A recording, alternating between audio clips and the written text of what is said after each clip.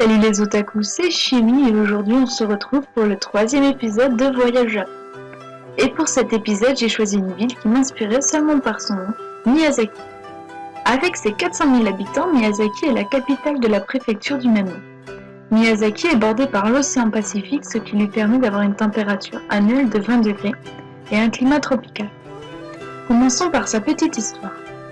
C'est en 1872 que le gouvernement Meiji proclame le 11 février comme étant le jour de la fondation du pays, qui sera plus tard considéré comme un jour férié et renommé jour de la fondation nationale. C'est en l'honneur de ce jour qu'a été érigée en 1940, sous le régime de Showa, la tour Ako-Ichi-U, d'une hauteur de 37 mètres. Ako-Ichi-U se traduit par 8 cordes et un toit, ce qui signifie rassembler les 8 continents par des cordes pour qu'ils soient sous le même toit, ce qui symbolise le droit divin de l'Empire japonais à unifier les 8 coins divins, c'est-à-dire les 8 continents. Ako-Ichi-U se nomme à présent la Tour de la Paix, suite à la Seconde Guerre mondiale, et se trouve dans le parc Eiwei-dai Koen, un lieu où le divin premier empereur Jimmu y aurait déposé un palais. Les endroits sympathiques à Miyazaki sont le tombeau Miyazaki-jingu, où est enterré le divin premier empereur Jimmu. C'est un tombeau familial car il y réside en compagnie de son père et de sa mère.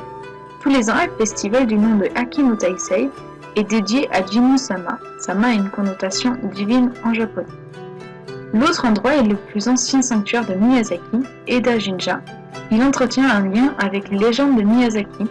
C'est d'ailleurs dans un champ nommé Norito qu'on en parle pour la première fois de ce sanctuaire, où l'eau est purifiée par son chant. L'eau en question est un lac faisant partie du sanctuaire, qui est recouvert de nénuphars, ce que je trouve plutôt majestueux et imposant. Les spécialités de Miyazaki sont le Shinken Maban, du poulet frit accompagné d'une sauce tartare, et le Nikumaki Onigiri qui lui est composé de porc, de riz et d'une sauce top secret. Et voilà, c'est la fin de cet épisode plutôt court. J'espère que l'épisode vous a plu. Commentez la vidéo, aimez-la et partagez-la. Ça fait toujours plaisir. Merci à vous d'avoir regardé et à la prochaine les otaku.